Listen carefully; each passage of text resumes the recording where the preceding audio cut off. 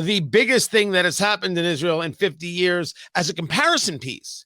If you were to take the amount of dead based on Israel's population and extrapolate that out to the United States, it would be 24,600 people dead in one day. The question that remains is, how is it possible with all of Israel's advanced abilities and capabilities, never mind that of the United States, how did they not know this was coming? Glenn Reynolds joins me right now. He is Instapundit. If you've ever been to instapundit.com, he is the guy. His piece over at the New York Post, Israel's intelligence failure is a warning for America's politicized agencies. Good to have you here. What is it that you saw in this conversation regarding what has happened with Israel and your belief that this was the Israeli defense agencies or intelligence agencies not paying attention? I guess as the follow-up is this what you're seeing in the U.S.? Americans are used to thinking of the Israeli intelligence agencies as super competent, and they have a pretty good track record, and they get good press. We have the Mossad, which is kind of their equivalent of the CIA, and we have Shin Bet as kind of their equivalent of the FBI.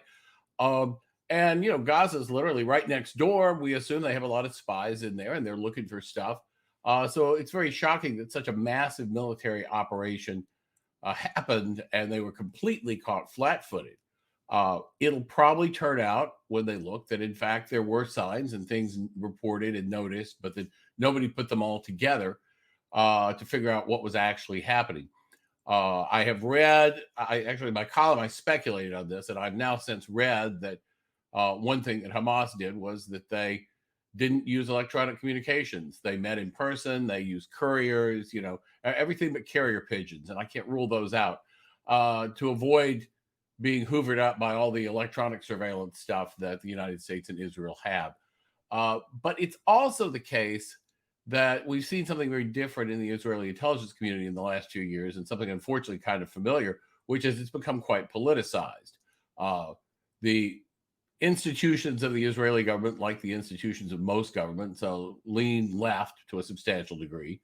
A lot of the people running, that's certainly true of the head of the Mossad, by the way, and the people running them really don't like Bibi Netanyahu. And particularly over the last year or so, when they should have been noticing all this stuff, they were violating Israeli law by organizing protests. They were sending people out to help the various lefty groups get organized and do stuff.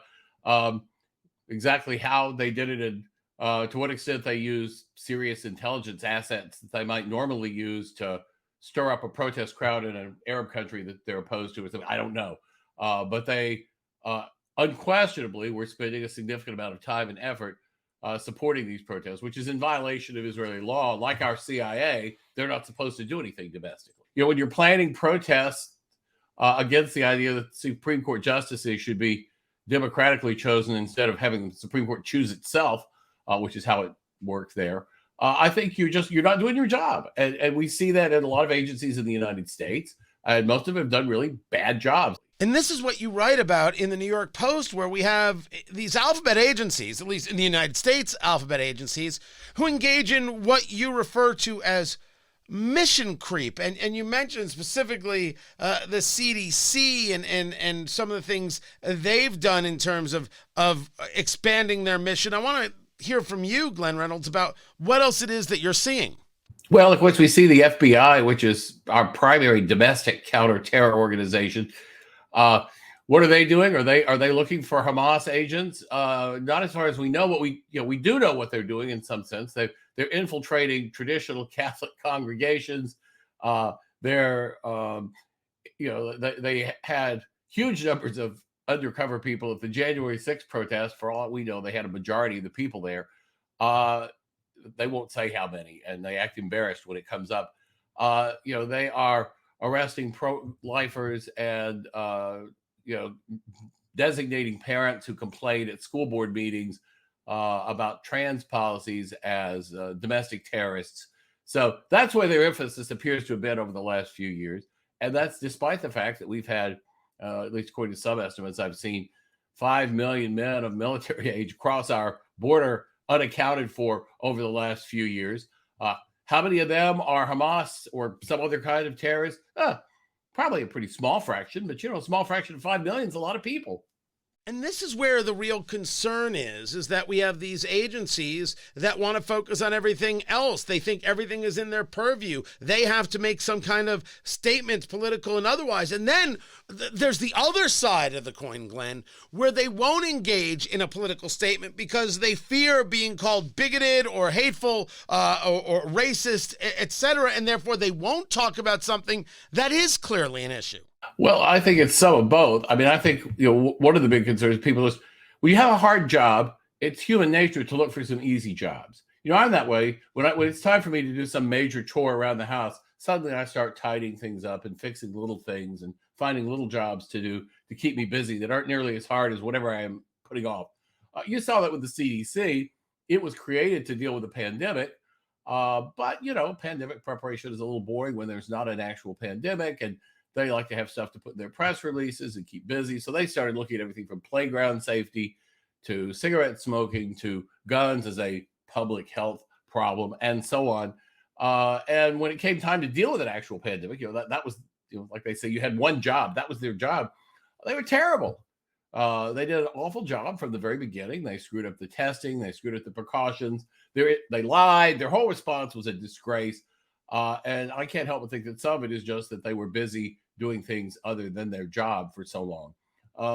But it's also true, the worst thing you can be in the U.S. government right now is some kind of a racist. I guess maybe transphobe is worse nowadays, but it's right up there. And just as we saw, the British police knew about the Rotherham sex abuse thing, and because it was being done by Pakistani Muslims, they didn't bust it because they were afraid of being called racist. And that's documented. There are memos to that effect, and people who testified about it. So I think there's some of that here. I think people feel that in this administration, if you're worried about Arab terrorists, you're going to be marked as politically unreliable. So I think that it's a lower priority.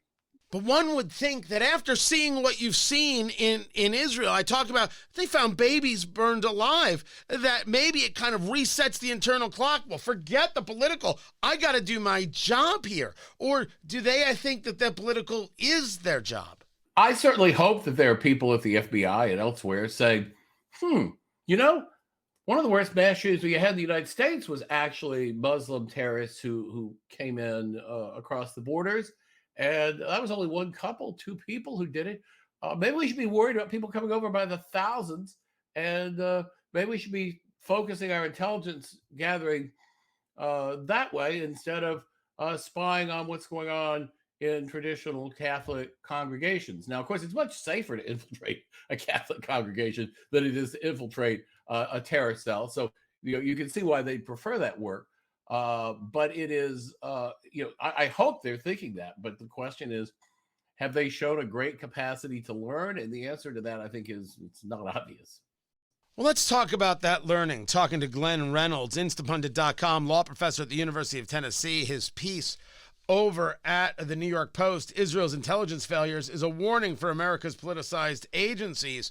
This was John Kirby, spokesman there within the Biden administration, on CNN. Listen to this. Our Israeli counterparts just a day or so ago said the same thing that we're saying. Yes. But we haven't seen any direct evidence that Iran participated in these particular attacks. Now, we do know, of course, there's a degree of complicity here, Poppy, because they've been supporting Hamas for years. Tools, training, resourcing, certainly rhetorical support in just the last 24 hours. But no specific evidence that they were participating in this, resourcing this, planning these series of attacks. The Wall Street Journal reported that Iran helped in the planning. Hamas stated that Iran helped in the planning. What the hell kind of statement is this?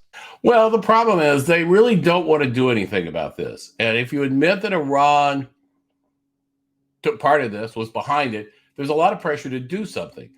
This administration has, for reasons that I suspect are actually pretty corrupt and are certainly idiotic at best, has pursued a bunch of deals with Iran, which all look like terrible deals for us, even if they happen. And they've been willing to give the Iranians literally pallet loads of cash and all kinds of other goodies to try to get these. So to admit now that Iran is behind this horrific, not just mass murder, but as you say, mutilation, decapitation, torture, on citizens of an ally with a lot of relatives in the United States, I should add, is really unwelcome for them. And they're going to do everything they can to not have to respond to it.